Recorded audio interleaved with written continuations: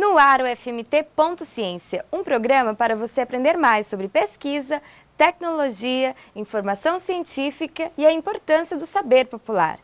Hoje, no quadro Conversa com o Pesquisador, vamos conhecer a professora doutora Ana Maria Marques, do Departamento de História da UFMT. Ela desenvolve pesquisas voltadas para os estudos de gênero. Vamos lá! Meu nome é Ana Maria Marques, trabalho no Departamento de História da UFMT, também no programa de pós-graduação, de mestrado, dessa mesma universidade, há 4 anos. Os estudos de gênero, eles iniciaram no Brasil, basicamente, fortemente, podemos dizer assim, a partir da década de 90. Os estudos de gênero é também um desdobramento, na verdade, dos estudos feministas. Esse termo gênero, né, essa categoria gênero, era pouco conhecida.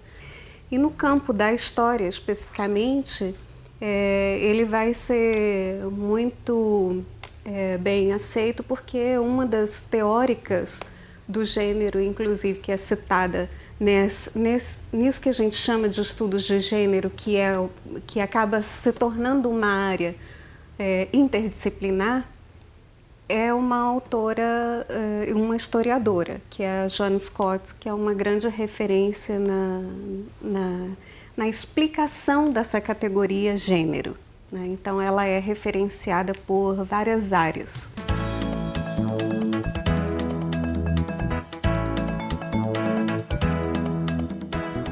Bom, dentro dos estudos de gênero, então, a partir da década de 80 e mais fortemente, então, na década de 90 no Brasil, começa a se entender o gênero não como a história de mulheres, como anteriormente era entendido. O que diferencia, o que o gênero basicamente vai mudar enquanto uma categoria de análise é a ideia de que você não pode falar de homens ou de mulheres sem falar nas relações sociais que se estabelecem socialmente, né? Então, na teoria feminista, se entende que durante muito tempo os discursos, a produção, seja historiográfica ou literária, ela foi eminentemente masculina, né? Existia o sujeito, principalmente o sujeito moderno, ele é um sujeito masculino. Aquilo que a gente muitas vezes, né, ouve ainda numa determinada literatura, de que o ser humano, o homem, né, a representação do homem com H maiúsculo, é uma representação do masculino e do feminino. Na verdade, as feministas vão dizer que não é isso, que esse sujeito universal, ele é masculino. E o discursivo, ele é predominantemente masculino.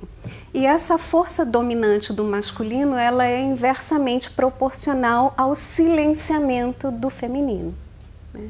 Então, é claro que os estudos de gênero ainda têm um foco bastante voltado para falar dessa invisibilidade das mulheres.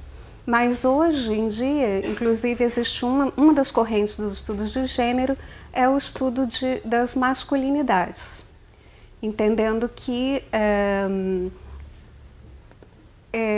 as mulheres dentro da sociedade, tanto quanto os homens, fazem parte de uma relação que é construída, né?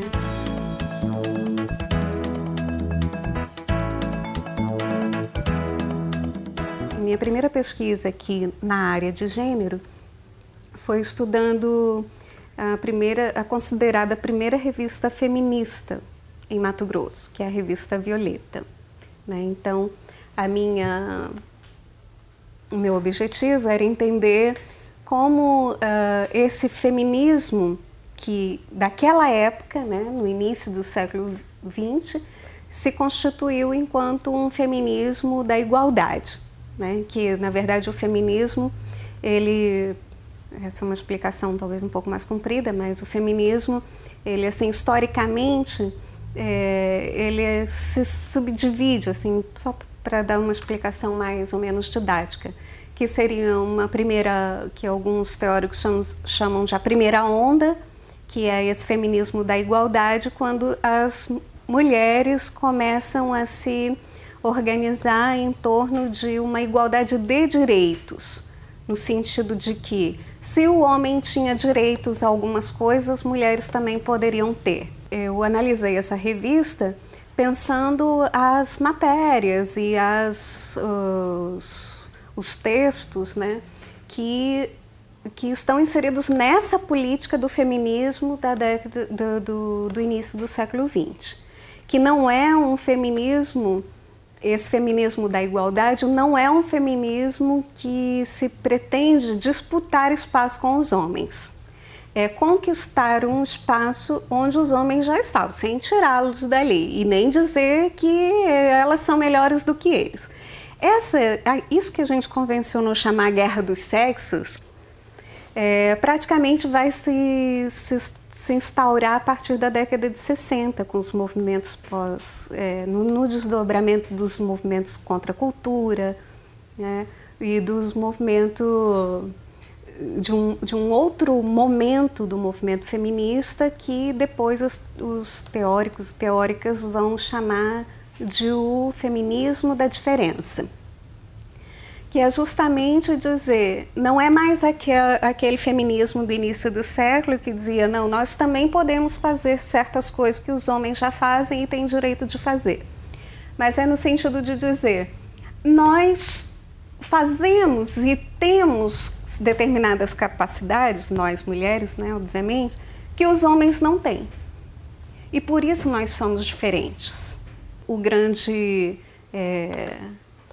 marco dessa mudança entre um feminismo da igualdade e o feminismo da diferença vai ser justamente a entrada da categoria gênero, que não vai estar mais preocupada onde que está a força, se é com os homens ou se é com as mulheres, mas de pensar como essas relações sociais se dão e em determinados momentos homens ou mulheres assumem essas relações de poder, né, que não são sempre iguais, né? Então, as relações sociais, em alguns momentos, dependendo do tipo de relação que se tem, ele empodera um, né, ou outro. Essas relações não são fixas, pensando nesse sentido. Elas são, numa expressão da Judith Butler, muitas vezes elas são performáticas, performativas, né? Elas servem para alguns momentos e para outros momentos já a relação é outra e demanda um outro tipo de reação ou atitude. Então é nesse sentido.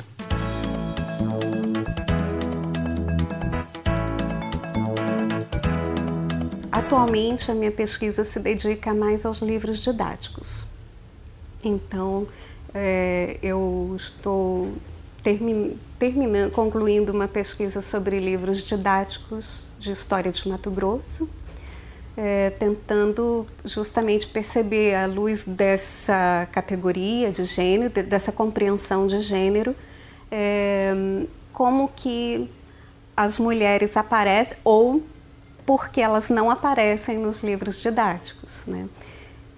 Estudo especificamente livros didáticos de história de Mato Grosso, mas já estou migrando para um outro projeto um pouco maior, que se pretende estudar livros didáticos para o ensino médio, de história, né, geral para o ensino médio, porque também queremos analisar a ausência do Mato Grosso nos livros didáticos e em que temáticas que Mato Grosso aparece na história geral, na história do Brasil. E que, então, nesse cenário mesmo é que relações de gênero e mulheres tão pouco são contempladas. O FMT.Ciência de hoje fica por aqui, mas volta amanhã. Até mais!